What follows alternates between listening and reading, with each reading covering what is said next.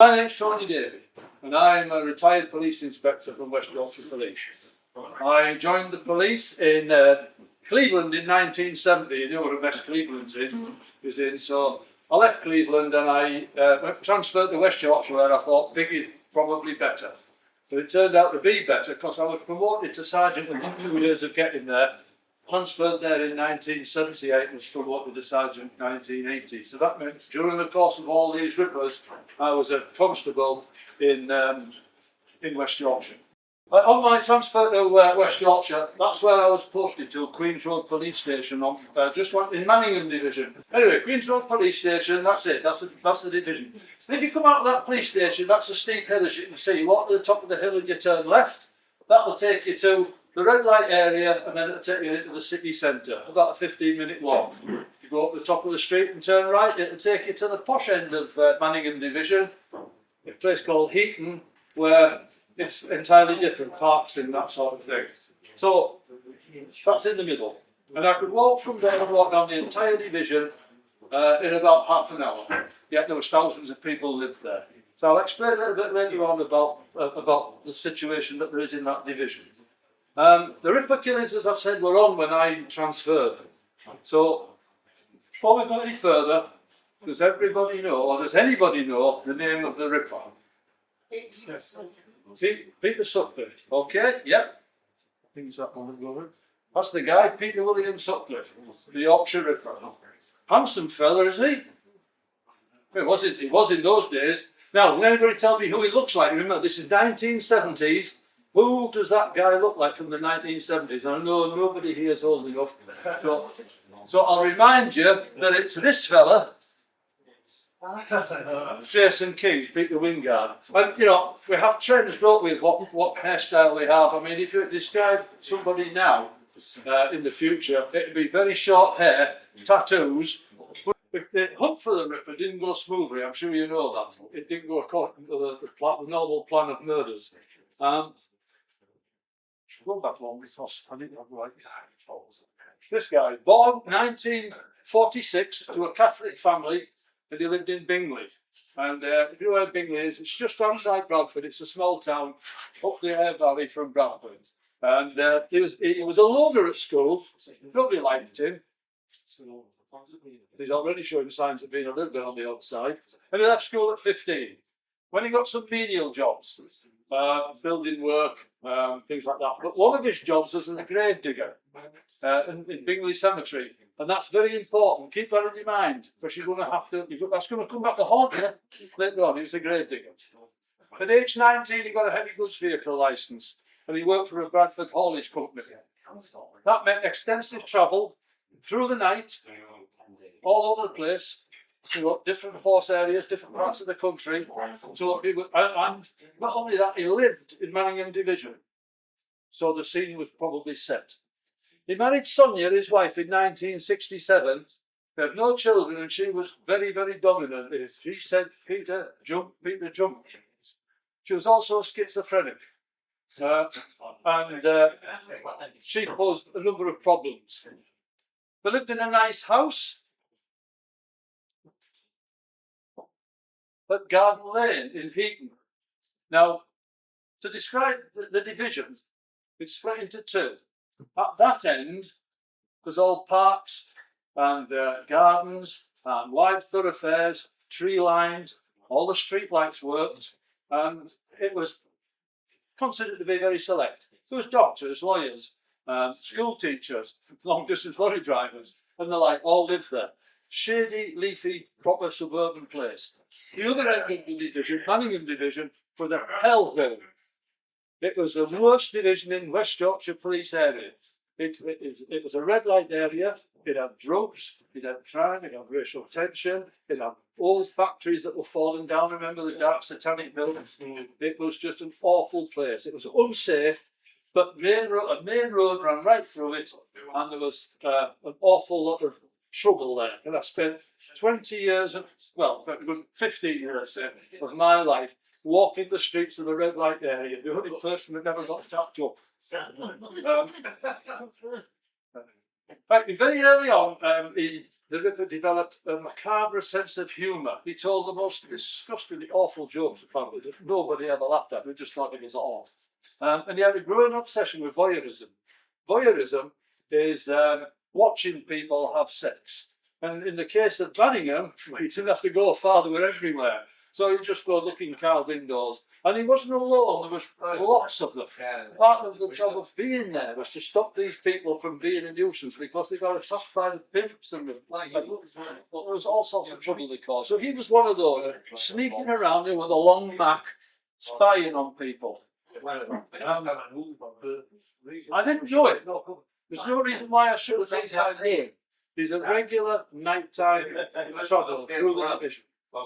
And he's the type of guy who you like the milkman, you think about him because it's lonely out there on nights. You know, and if you see another human being who looks like a friendly, not the ones that are human or usual, then it would be more likely to just wait and say hello, particularly if you saw the regular. There's lots of other people taxing around like be helpful, wouldn't it? So this isn't about so much his victim or his crimes. I want to take you on the trail now and the hunt for it and how it all went wrong and where it went wrong. See if you could have done better because you're going to make the decision pretty shortly. He started in September 1969 and finished in November 1980. In that time, he committed 23 serious crimes. 13 murders and 10 attempted murders. Now that's an awful lot in 11 years, 23 serious crimes. Considering that the arrest rates were pretty much on 100% until then it became zero. They always use the same modus operandi, and if you don't know what a modus operandi is, it's a way of operating. And criminals do that because they have this comfort blanket of how they want to commit the crimes. So if a burglar, for instance, urinates on your settee, because that's what he does, and they call the police, you go, and who's done that? And they think, why, he's good. You know, so if you go down to his house and arrest him, you've got the faintest idea why he's arrested. So next time he comes, actually urinates on the settee. And that's, so you can, from an MO, they can't change their MO because they're not very successful with a different one. So they tend to use the same one. Now the Ripper is no different from anybody else. They have an MO, you always do the same thing. So not always. They occasionally change these MO for a variety of reasons. Sometimes it throws off the scent, and sometimes just because the circumstances were different. And he hadn't got his hammer, his trusty hammer with him, he only had a piece of rope, something like that. So that tended to throw things a little bit. He also had a hatred of prostitutes. He wanted to eradicate the world of them. That's what he tells us. So he toured the red light area and picked prostitutes up. He would then take them to the standard area where they normally would go to, back of a factory, where out he would come the ball pine hammer and he'd hit them over the head. He didn't do it once, he did it quite a lot of times. You know, you're going to be sure, aren't you? So they might just survive the first 20 minutes. Then in a rage, he'd cut the knives or anything else he had available. That's as much as the gone as I'm going to take those guys. Then he'd dump them and leave. There was some variation which confused the investigation quite a lot, and that was not through him changing his sentence for logical reasons, just because he didn't have a choice. When he was there at the time, he said, "Oh, that's a decent one. Oh, let me hammer it. Oh, somebody must be washing it. Oh, I knew that." So he didn't change his MO sometimes. Sometimes he got disturbed and he couldn't do what he wanted to do, and he left it untouched. Anyway. Also, the magnitude of his crimes were geographically very, very widespread. Right, this shows where his crimes were committed. 12 police divisions. 12! Well, nobody goes around murdering in 12 different police divisions. 6 cities. Two force areas. Over 11 years. I mean, you were chasing all the time, you weren't detecting, you just go to the crime team. Because it sometimes happened only days apart. I'll explain much more about that later on. Everything in this investigation caused a problem for the police because every bit of it was unprecedented. Never happened before. And there's never been a man like it ever before or since in Britain with the magnitude of what was going on here. Also, let me bear in mind the scene, to set the scene for you. There's no computers. We haven't even got Pac-Man. Remember then? That's it. They were just starting them, so there was no central database of vehicle numbers. There was no fingerprint records. There was no forensics really. The best you could do is find out somebody's blood type. You couldn't match anything. There's no DNA. That hadn't been invented. Everything was a paper record. So everything was done by somebody going out, talking, writing it down, passing it on, and somebody reading it later and deciding what people do. So none of the aids they've got now. But then it didn't need them there. And everything was paper driven. But murder rates were high because murders were very rare and they were always localised. And they were detected quite easily because they were known to the person that was murdered. Stranger murders were very rare. And serial murders were almost unheard of. And serial murders of that scale was unheard of. So murders were local. You could detect them easy enough. Often they were sloppy.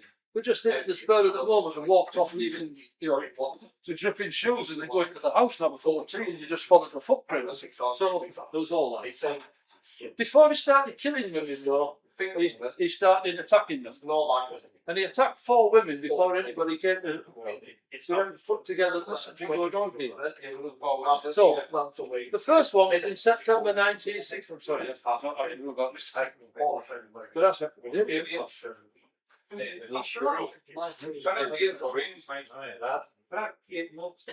September 1969 in Manningham, the Ripper attacked the woman. She survived and she gave a good photo fit.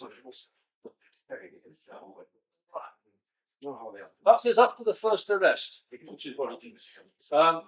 That's the person she describes. Now, that looks a little bit like what we've already seen, doesn't it? Yeah. So he was arrested and fingerprints taken, and then she withdrew the charges. So the law says he's off he goes. There's your fingerprints, take them with you. We can't keep them. You haven't been convicted of anything. We've took them to identify you now. So he goes. Why? Why would she do that? Well, she was a prostitute. I'll bet he went and gave her some money. Or the pimp said, you're not going to go, no, not having you go to court. I don't know the police coming round here. Just forget about it. Whatever reason it was, she withdrew the charges. And that's quite common. People do withdraw the charges. They know what they aggro. They're told they have to go to court and give evidence. Oh, I'm not going to do that. Well, I can understand that. So maybe that's what happened. I don't know, it was before my time. But then there was almost a year, because it was July 1970, sorry, 6 years, sorry. Then there's one in 1975, so there's nothing for 6 years. And that's at Keighley. Go back again, I won't go back too often. So, number 1 was down there at Manningham in Bradford. Number 2 was at Keighley. That sort of way. Same again. Hit somebody over the head with a hammer and off he went, and she survived. Then, 1 month later, number 3, at Halifax, your place. Halifax, number 3. You see there, Halifax, they got a number 3, that's where the attack was there. A month later. But none of these people knew about the others because they were just assaults on prostitutes. That's a nightly occurrence. Not only a nightly occurrence, it's an hourly occurrence in Manningham. And not only on prostitutes, by prostitutes. Let's even this up a little bit. So we've got 3 attacks. There's only those 3 police stations know about them. None of them are detected. Nobody's even looking, I don't think. It's a punter. You know, they're probably dealing with another prostitute who's beating somebody up on a murder or something. Doesn't matter. There's been 3 and we haven't even spotted them yet. Then we get to 12 days later. 12 days, he's back in Keighley again for number 4. So you think, well, they'd link that, wouldn't you? No, not long between them. But there's 2. Why don't they link them? Because we're totally different. Nobody died. They're assaulting on prostitutes. You know, that's what happens. We're not going to find him. There's too many dissimilarities to link them. So, whatever the reasons, and I wasn't there then, none of those were considered. Nobody thought there was anybody on the that's about to start killing people on a large scale. Okay. So we've already got a muddled investigation. You can see it's going to get a little bit bigger. But then October 1975,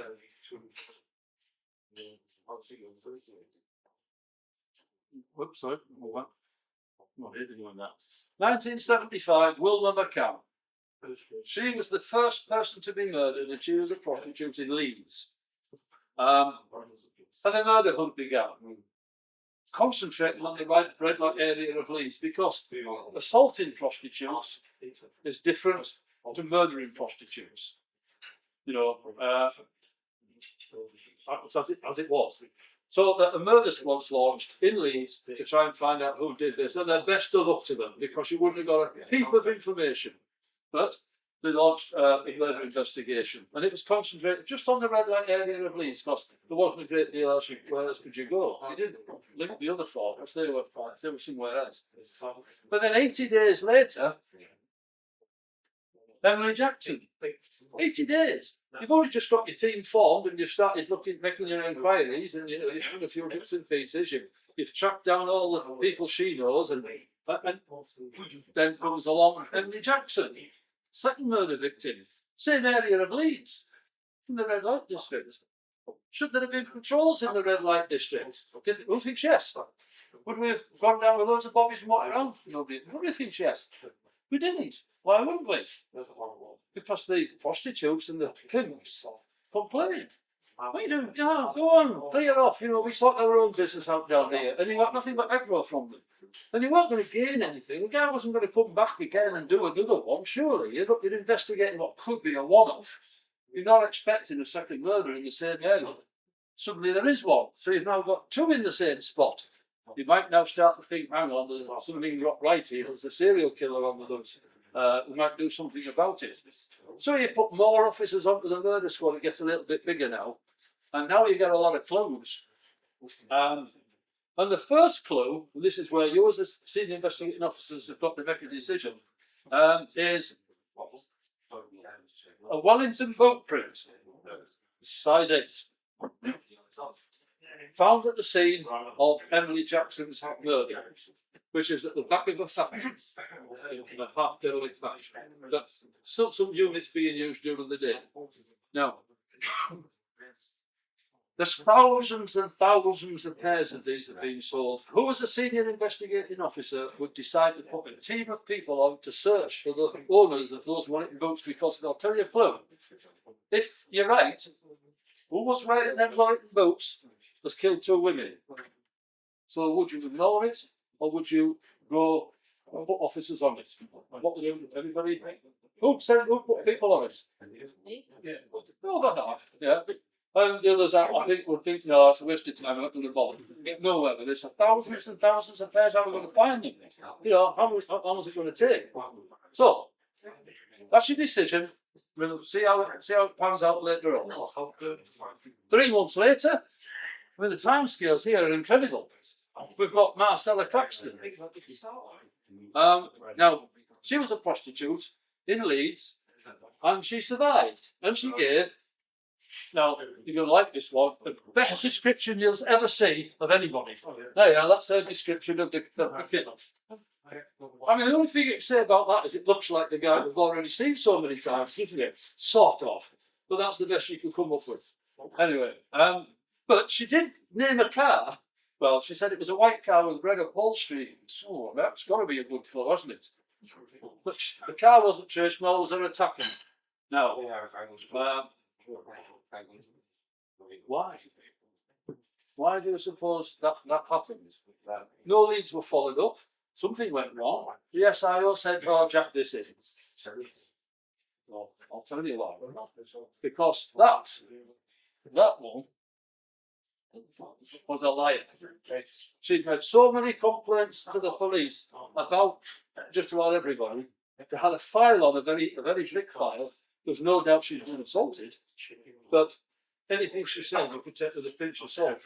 And were you going to commit officers to go chasing up her leads? No. So the SIO said there's nothing to do with that. You know, I'm not even going to bother with this one. And that description, well, that could match anybody. So that wasn't, nothing was followed up. She was a time waster.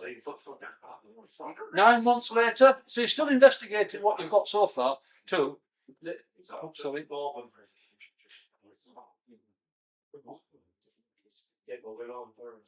The next one, 9 months later, was this lady, Irene Richardson. There was a very important clue found here. Car tyre track was found at the scene. Find the car, find the killer. Find the one that you vote, find the killer. That sort of fits in, doesn't it? So we're going to find this car. I'll give you some idea of what we're talking about here. Dunlop came up and they looked at the tyres on the car and they said, right, there's the 26 makes of types of car that will have these tyres on. There's your records, 100,000 of them in West Yorkshire. But that's a clue. Who was an SIO who's going to assign officers to that? Nobody? No, you won. Yeah. Can't afford to ignore it, can you? It's found at the scene of the dead body. And you know what type of car it is, one of 26, one of 100,000. But the problem you've got here now is probably you put on because you've got to find these 100,000 cars before the tyres have been changed, or the cars changed hands. So where's your records? They're all in the town hall on a card system. So you allocate a huge team, 50 officers, to go and chase up 100,000 cars, to go with the 50 officers you've already sent on the boats. Because your hunch might be right. But you're not making it too big that you lose all your officers and not too small that you can't do the job. So that's another clue that you've looked at and you've made a decision. Let's hope you're right, eh? Let's watch every decision we made.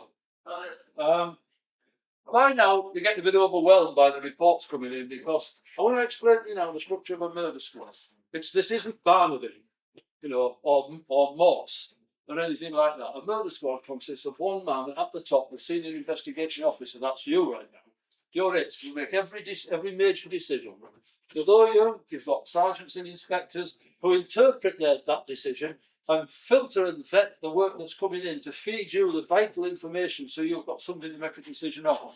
And their job is to gather this information, sift it out. Below them are the people who are going to do the work. They're given a task to do, and they go and do that task without any distractions. So if I send you to go and see if somebody's got a pair of green Wellington boots, I don't want you to come back and tell me he's got a trying funnel on his drive, because that's only going to muddy my waters. I've got somebody doing that. I don't want you telling me that you're thinking. Set out to think, you set out to do, because you can't have everybody doing all the thinking. So you go out and you do your task, you come back and feed it into your sergeant, the sergeant passes it up to and the SIO accepts it or discards it. So the sergeants and the inspectors will put together what they think is a trend. Okay? So that's your job at the bottom, and your job at the top is to make these sort of decisions. Right, the next one. Patricia Atkinson. Patricia Atkinson's was 76 days later. Look at the time scales here. I mean, 7 days, that's no time at all if you're going from murder to murder. That's sort of about the average of what he did. So 76 days later, Patricia Atkinson. Now, Patricia Atkinson lived there. See those trees at the back? That's Queen's Road Police Station, for God's sake. So she lived in the house at the back. She lived in the bottom flat on the left, and a friend, one at the end of the middle, and a friend, another prostitute, was opposite. Now, I knew Pat Atkinson. I thought she was intelligent. She was, she seemed to have her head screwed on right, but she preferred to work from her own home. We're all told her so many times, that's going to be dangerous. You can't invite the unknown punters into your house to have sex. You've got to expose yourself outside to them. Because they can, sooner or later they'll turn up on your doorstep. You don't do it, but she saw it as a different way around. But she said, I've got an arrangement with my friend, whenever I'm entertaining. I'm entertaining in the house, she'll look after me. But she goes out. She doesn't have her staying. So she made a mistake. She invited the wrong man into her house. And he killed him. It was a shame. She was I quite liked her, actually. This is the first murder outside Leeds, because of course it's in Manningham in Bradford. So what do? You set up a new murder room. You can't have the Leeds one covering it, because you haven't actually decided that this is all linked yet. You get a feeling that there's a serial killer. But you want local bobbies. I can just imagine what happened if a Leeds uniformed PC went into the red light area in Manningham and started asking questions. You know, you'd find his bones later. You know, you've got to be known. These people only respond to people they know. So you've got to have local officers who know the area. So you start a murder room at Bradford, which is where this murder's taking place. Now you've got 2 locations where these things happen, and it's all of that. You can imagine how many there's going to be. So that's the first murder outside Leeds. New incident room set up, and a lot more detectives needed. Now pulling them in from everywhere now. What do we find at the scene? Now then, a Wellington boot print, the same Wellington boot print. So those who wouldn't followed it up, hang your heads in shame. Those who would, you've moved a little step closer. You now know. Find who was wearing that Wellington boot. You found the murderer. But we've still got thousands of these things to trace. How do you trace the pair of Wellington boots? But you know, it's a link. It's the only real link that you've got. By now, there's public unease. There's a serial killer on the loose. 4 murder scenes with ongoing inquiries. 4 pre-murder crimes that are now starting to get linked in here somewhere. They're looking at what other crimes have been. 100,000 vehicles being traced. Wellington boot print to follow up. Thousands more of them. And now you've got photo fits to start circulating up to the public. You know, have you seen this man? Well, everybody's seen that man, haven't they? Anyway, so we get public anger is starting to get in the way now. Prostitutes get pressured by groups, as you love this one, groups of women going into the red light areas trying to lecture prostitutes about, you know, how evil it is to do what they're doing. Not only is it evil to do what you're doing, you're putting yourself at risk until the pimp comes out with an iron bar and sort of explains to them the rules that go on in a red light area. And then they're in the police station complaining that they've been attacked by a man with an iron bar. It didn't help anybody. Thousands of years there's been prostitution. Nobody's found an answer yet. So you're going down into a red light area trying to persuade a prostitute to stop doing what the only thing that she can do to earn money, you know, she ain't going to stop. She's been brought up like that, and that's what she does. The best I could hope to do was keep them safe. You know, I couldn't interfere with their business. You know, I wouldn't have been able to stop it. You can't stop it. But you can make them follow simple rules, and you can keep them safe. That's sorry if that doesn't sound right, but that's all you could do. There was that video. Demonstrations then started happening. Sex clubs and anywhere that the gathering of men that they thought was a bit seedy would be picketed. And of course, the men didn't like it because we started to take photographs of them. So, police presence outside all these places half the night. Extra patrols in red light areas so that people felt safe. But you were expecting that have extra patrols and look away. Oh, she's picking one up. Actually got it. Yeah. So all these things that you had to do, all these things. Attacks on men by groups of women. If you looked anything like poor old Jason King, you know, you were in a bit of bother. If you were seen somewhere where women thought you ought not to have been, that was on earth. So that all during manpower, you know, there was no policing getting done anywhere. So it's time to start some new initiatives that we've never done before. The Ripper's out there every night doing something, murdering people mostly, but otherwise he's out there. Let's see if we can catch him. So this is what we did. I'm going to explain now about the tape recordings of cars. I was looking at, you remember those little cassettes where you push the button and they flipped up? I got one of those and a little microphone, me and my mates, and we sat in a car on the streets of the red light area, speaking into this microphone, every car number that went past for 4 hours. Hundreds of them. You should have seen Manningham in them days. There was hundreds. So every car, did you get that one? And then you hand it in and then you go on with 4 hours of policing, which usually consisted of going straight back to the red light area to walk around. To scare somebody off, somebody who you didn't know. And then what happened with those tape recordings? Every morning a group of detectives would come in, take those tape recordings, go down to the local town hall, which is where your driver's records were kept then, if you remember, and you remember the day, you used to apply, they're all kept in the crypt underneath the town hall, in a file index. None of this DVLA where everything was done by computer, it didn't exist, you just had a card. So they'd go down, read who was on this card for this card, and that would start an inquiry. And one of the sergeants in the murder room would allocate somebody to go and check that driver out. Why was he in the area at the time? That actually turned out to be good later on, but for then it was just hopeless. So that's what happened with it. And then came the clipboard checks. Now you'll love this. You're going to love this one. When you're short of initiatives, think of something stupid. I was given a clipboard, and there I am with my clipboard and my torch, and I have a list of prostitutes, by the way, we spoke to them, and they agreed that they would tell us where they take the clients on condition we didn't arrest them there. Well, we didn't know where they were going in the first place, so it seemed a fair idea for us. Not a lot of point in saying where you're going to go for sex in a car tonight. I was going to go around the back of the well, come on then, well, once you find it, arrested, I found a prostitute. It doesn't work. So we agreed with them that, we'd keep it discreet, if they'd keep it discreet, and we'd check the places where they took the prostitutes. And if you were there, obviously no problem at all. If there's movement in the car, walk away. Whoops, whoa, dear, whoa. So just because they were still at it, and let them be at it, they're alive. But if there was no car there, we got our torch. We had to go searching in all the corners to see if we could find a body.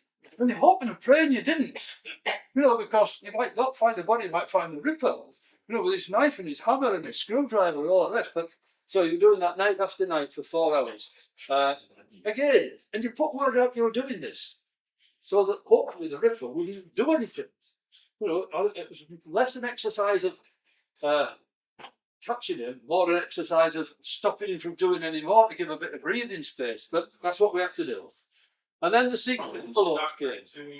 And the secret envelopes was that the inspector of every shift would get an envelope on a night and he'd tell him what to do at 1 o'clock in the morning. He'd open the envelope and it'd say, road check, such and such a road. Always a busy road. So you all went up there and stopped every car. And you were told what to look for. But you didn't know what was current with what the latest information was. So it might be looking for Wellington boots. So every car gets stopped. Has it got these tyres on? Has it got Wellington boots in? And record every car that you'd stopped. And traffic was queuing for miles. And there was irate drivers who weren't matching. We'll have a word with you. I've been in there 2 hours. So it stopped. But they carried on doing it because he's got to be driving around somewhere, hasn't he? He's all over the place. He's got to be out there. And if you can just get in one of these road checks, you've got, if he's out there and you stop in the cars, you've got him. So you've got an extra few things that you can do. So there was a national. After that we get that one. That's the one that caused the greatest problem of all up to that point. 63 days after Patricia Atkinson, this girl was murdered, Jane MacDonald. Now, she wasn't a prostitute, the first non-prostitute. Not only that, she was 16 years old. And she wasn't in a red light area. She was on the fringe of it because she had to pass through it. Like if you were walking down Manningham Lane to go into the city centre, you'd walk round through the fringe of the red light area. It was a busy thoroughfare, with nightclubs and bars and things like that. So you couldn't be linked to prostitution for doing that. But she walked there. This caused such a national frenzy, and this now led to packs of vigilantes organising themselves into packs and having briefings at people's houses and sending out lights. Now you go and go find lads, I'm going to get such and such an area, and you go there. If you meet any people who look a bit unsavoury, give them a bit of a battering and keep them off the streets. You can imagine what chaos that caused all over the place, because it was Leeds, Bradford, and a few areas further. But then we got the press involved. They started going around the streets, stopping prostitutes and asking for questions. So you got reports of journalists found severely injured, because the pimps had come out. So what do you think you're doing? Bang, so it made it even more complicated. The red light area now was patrolled by anybody but the Ripper. If you see what I mean, that's why you're thinking people look like prostitutes anymore. Okay. Now we've got further instructions about the roadblocks. Because a lot of complaints have come in from the owners of haulage companies whose drivers were behind time. Sometimes they're behind time for hour after hour. And they were getting stopped every night. Because, they went all over the place. And so we had to come to a compromise with them. And we said, right, if we've been checked more than once, well, if they've been checked twice, we won't ever check them again. Because we've cleared them. So we had a list of names of people and vehicle numbers and company vehicles, because there's always other companies, for people who weren't to be stopped. So top of this list was through the night heavy goods vehicle wagon drivers. Now, who do we know who drives a heavy goods vehicle through the night? Peter Sutcliffe. So, Peter, come on, never mind, he's coming past. What's the point? It was a completely waste of time, wasn't it? Because we had checked him, we'd been to his house, but when we went to his house, we were looking for something entirely different. We were looking for the Wellington boots or the car, not the guy in the van. So, suddenly, the guy we were looking for was exempted from being stopped. Okay, that's a mistake, but what else could you do when those people are coming all the time and they've got heavy authorities behind them, big powerful companies who are putting pressure on, say, for God's sake, how many more times are you going to do this? We've lost so much money and so much trade and our vehicles can't move. Okay. By now, the Sutcliffe has been checked out 16 times. Not interviewed at his home, but checked out. And to be honest, he wasn't alone in that. Loads of people have been checked out more than 16 times. And to be fair to them, including him at this point, was checked out because he was in a bad place when we were doing a road check, or because he happened to own one of these types of vehicle, or he had a pair of Wellingtons, and nothing was getting linked because it was everywhere. If it was just one man we were looking for and a narrow field, it was okay. At this point, Assistant Chief Constable George Oldfield took over. Now, he had a good track record. We thought, this is the guy who'll get over. So, he took over. He didn't have long to wait, because 14 days later, Maureen Long came along. Now, Maureen Long, she wasn't murdered. She was injured, seriously injured. She's I knew her as well. She was very difficult to handle. I don't mean handle, I mean deal with, touch it, pretty hell. She was a liar, an inveterate liar. She made stories up, she told lies, she attacked people for no reason, she got drunk, she was on drugs, you name it. So, but she got attacked. Can't deny she got attacked, and she got attacked by the Ripper because the MO was running. But she gave a description of somebody which was completely wrong, but different from everybody else's. So off went an inquiry to try and find out who that was. And it was the ambulance driver who took her to hospital, as it turned out, because she wanted to describe somebody because she felt it was important. So anything she said, you took with a pinch of salt. So as a sensible SIO, if you haven't got enough evidence from proper sources, you don't want to be taking anything that Maureen Long has to say, too seriously. Otherwise, you can divert officers, and that will waste somebody's time. So that's what happened there. So the whole team, for a little while, did swing in the direction of looking for somebody else, but we quickly established who it was. How do we know? We talk about MOs. There is an MO difference, slightly different MO here, and how do we know when something's in or out of the sequence of an MO? Because it's a pattern that isn't. It's nothing like what's happened before. I can understand if somebody uses a hammer to hit somebody over the head in a red light district, and it's 1 o'clock in the morning and it's a prostitute. If next time that happens, he uses a rope or a screwdriver, it's something the MO is different, but a lot of the circumstances are the same. But in some cases, the MO is completely different. So you first of all have to rule everything out before you have to rule them in. Now, every attack on a woman or every prostitute that was attacked, you have to rule it out. Because now we were in that thing. Let's see if it isn't from the Ripper, because he's getting a worse name than he perhaps deserves, and we're chasing shadows. So 2 months later, so he's really prolific, this guy, isn't he?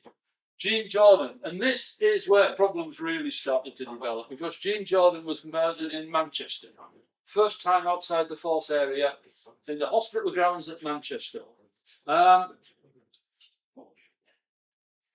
The tug of war started now, that's the best way to describe it, between Manchester and West Yorkshire. Because Manchester had a murder, and they appointed an SIO. West Yorkshire had a handful of murders, and they had an SIO. And the SIO from West Yorkshire told the SIO from Manchester, who was on the same rank, I'll be taking charge because this is linked with the Ripper and I'm investigating the Ripper. A guy from Manchester said, whoa, this is Manchester, I take charge. But furthermore, you've made a complete knack of it anyway, so I think I can do better. And I'm starting, I know nothing to do with that helping you. We'll have somebody in each camp so we can pass information, but I am investigating my crime. Is that right? Or isn't it right? I don't know. These are up there. Two assistant chief constables bottling it out. So that was never resolved, and it did continue to cause problems because they didn't pass information from one to the other about what the latest developments were in each one's case. They did have a liaison officer, but he was unable to keep up. But almost immediately, the Manchester one drew up a problem to demonstrate how bad this SIO link it was. Because Jean Jordan had a secret compartment in Hamburg, there's a £5 note in it. And the £5 note was issued 4 days earlier, brand new, was issued 4 days earlier at Bradford. And the Manchester SIO said, find who gave her that £5 note, you found the murderer. Does that sound reasonable? Anybody think it doesn't sound reasonable? I'll give you the West Yorkshire SIO's version. He said, that's a £5 a trick girl.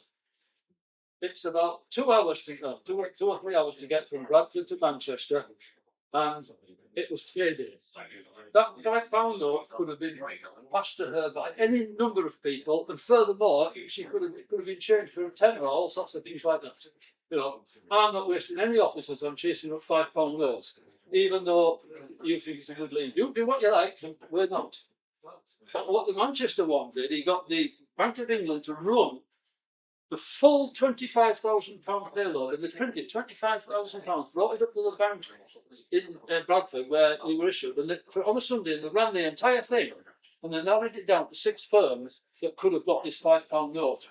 One of which was the one that Peter Sutcliffe worked at.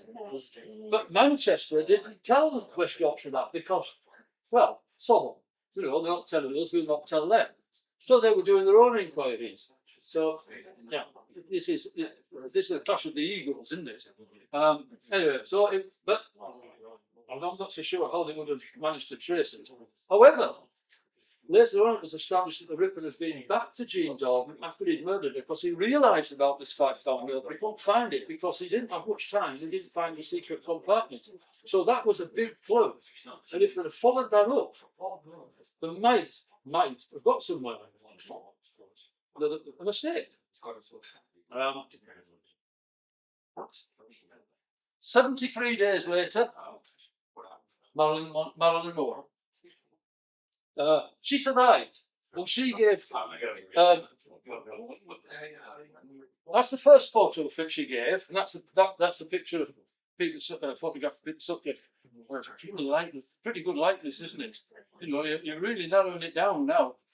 And so then she gave another one. That one, she revised it a little bit. So that's what she said the person who attacked her looked like. And we found the tyre tracks again. So this inquiry is now really important. So if in the first place you decided the tyre tracks wasn't very good, as an SIO you've now been reduced to inspect. Because I think the Chief Constable won't be very happy that you dismissed the best clue you've had so far, really. That inquiry kept going on and on and on and on, and that never got resolved because cars changed hands, as I said before, tyres had been changed, and that's just it. Couldn't happen. We got a good description of the car as well. We got back to a red car. Some sort of red car, kind of. Never found. Might still be going on for all I know. However, Marilyn Moore made one bit of an error. She said that the person who assaulted her had a Liverpool accent. So, do you send a team off now to Liverpool to see if they can find anybody? They're not interested so far, I don't know. Who sent somebody off to Liverpool?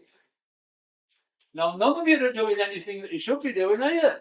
You should be sending somebody to Liverpool because they might say, hey, yes, we've just had this. But they're not going to send anybody, okay? They may not turn out to be a mistake for you, that might be. You're already inspector, you're heading for sergeant now. She also reported 3 sightings of the guy that had assaulted her. Now, I'll bet you in Leeds, at any time, I could have found 3 people that looked like that. You know, because everybody looked like that. Because everybody wanted to look like Jason King, so finding somebody who looked like Jason King would have been a double. So and those 3 were traced from her. Couldn't catch the guy who did it, but caught the 3 who didn't do it. Usually because it had just passed and that she'd go screaming or something and somebody would go and grab her. And we're back again. Another 73 days later, Yvonne Pearson was murdered. She was a prostitute. We're back to Bradford again now. We're moving around an awful lot. I mean, you're chasing this. You're not catching up, are you? You just always go to the next scene. But it takes so long to deal with the scene. He's moved on and anyway. So Yvonne Pearson was next, murdered in Bradford. Back on my beat, and I knew her. Unreliable, difficult to deal with, and never ever speak to Yvonne Pearson on your own because of the allegations of every sort. But she also had a little bit of a problem, didn't she? She was always owing fines. Now, if you're a prostitute and you're on your uppers and you've got 5 or 6 kids or whatever, you've got a family, you cannot afford to be arrested and put before the magistrates because you owe a fine and sent to prison for a week. The kids are already with the neighbour while they're out prostituting. Whatever happens, you must not be arrested for non-payment of fine because you've got no money, so you can't pay it. So they disappear. And they go prostituting in Leeds, Huddersfield or anywhere, and you don't know where they've gone. And they're not reported missing by anybody. The woman next door is used to this, so she keeps the kids till she turns up, but you don't actually know she's missing. You might, after a few days, think, well, where's Yvonne? You'll ask them. You get nothing from them. Well, we haven't seen her. So you go round to the house and the woman next door, I think she's just gone off to the shops. This is a world of lies at the end of the day. So nobody reported her missing. But eventually somebody did report her missing and we started looking for her. But her body wasn't discovered for 2 months because it was hidden. That's the new one. It's usually just dumped over the wall. It's always hidden. So either something it changed on that particular night. But a month after she died, somebody went back and dragged the body out a little bit and put it underneath it. Oh, there was an overturned settee. Every red light area always has an overturned settee. Every one of them. Driving any city, there's an overturned settee. That prostitute somewhere around here. And they put her underneath this settee, where she might more likely be found, because the council soon later come and shift it. But what also they did, they put a newspaper under her arm, dated 2 weeks previous to the time when they moved her under the settee. Why would anybody do that? And the only person you'd think would be likely to do it would be the Ripper. He's the only person who knew she was there. Somebody found her, and somebody moved her, and somebody played a trick on the police and put the newspaper under. So you thought she'd been killed not when she had. But it was only the forensic examinations that found it was earlier. The Ripper's always denied it. And he's, to be fair to him, he's usually said what he's done. He's very proud of what he did. So he ain't going to deny, unless that one give him a bad name. I mean, bad name. I murdered her, but no, I'll never moved her. I don't want that stigma. So that was the result. Anyway, so she was the next one. I've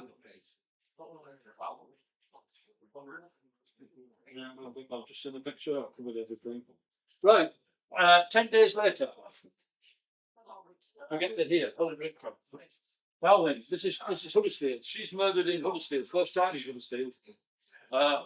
So the police all of a sudden got another problem, got another murder incident room to open up in a completely new place. They only had a very small red light area in Huddersfield.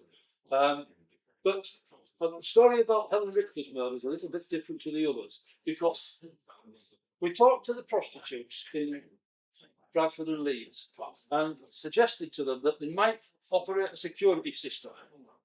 And we proposed to them that they write down the car, you work in twos, and you write down the car number of your mate if she's picked up. And if they're not back in 30 minutes, you tell the police. You got, especially what you could come up with. And they agreed to that. And they were doing that. And if you came back in 30 minutes, you had to tore it up by giving them a piece of paper. And the punters were having to go along with that because pressure was heavy. They were being prevented from getting the kicks by going down to the red light area. So that was working. There'd been nothing in Huddersfield, but Huddersfield decided to do a security system of their own. It was inferior, as it clearly shows. They worked in twos, and they waited to get two clients, and they each had 30 minutes, and they came back to the same spot. Now, I don't know how many hunters were queuing up on Huddersfield, they do it all the time, for God's sake, but that's what they were doing.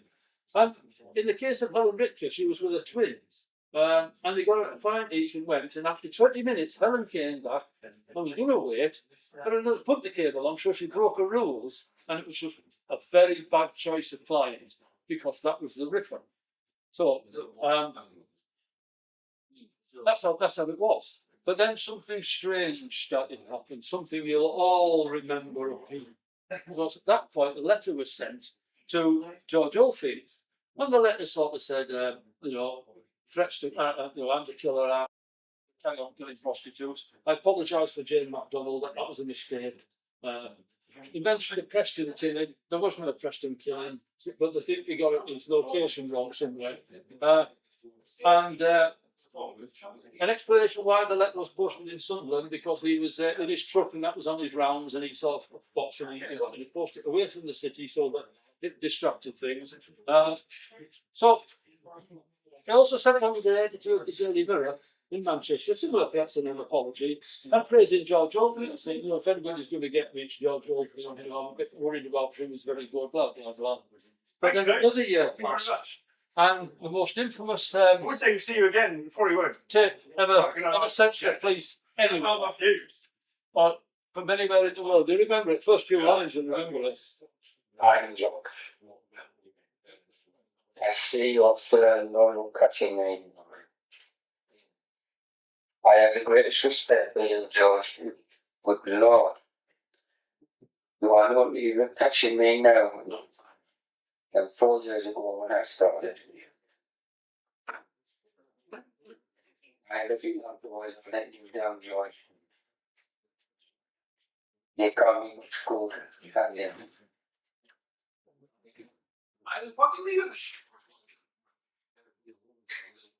the only time they came near touching me was if we were going to start each other down. And I was disturbed. Even then, I was away from cop, not the detective. I warned you in March, so I spread the lie.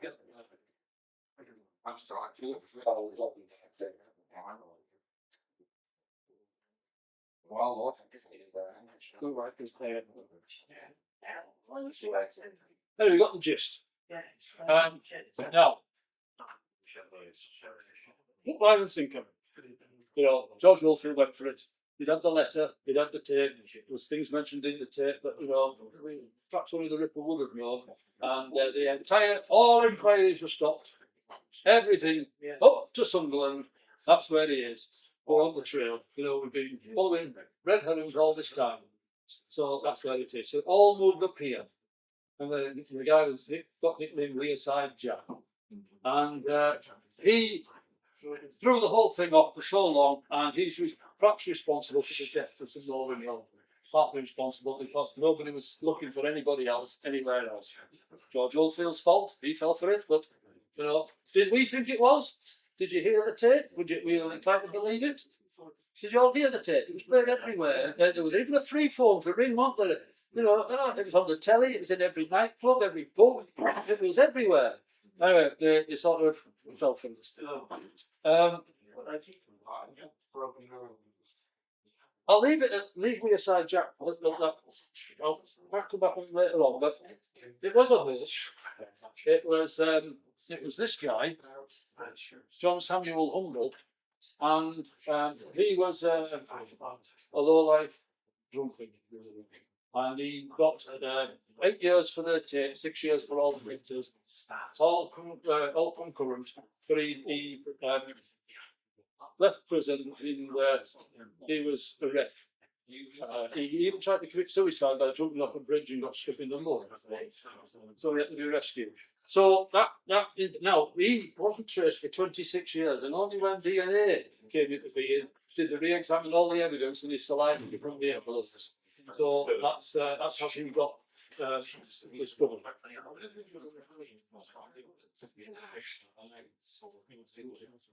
think now about what the Ripper must have felt. He must have thought this was absolutely mad. The police are following shadows. First it's a Liverpool accent, then it's a Sunderland accent. They're not doing any inquiries. He's been interviewed 16 times. He's allowed to drive without being checked. He's wearing the clothes and with the murder weapons in the vehicle with him at the time, or in his garage at home. He must be invincible. He couldn't be caught. He's obviously got divine help, so he might as well carry on killing because this lot are not going to get me cross God's protected. That is the way he was starting to develop his self.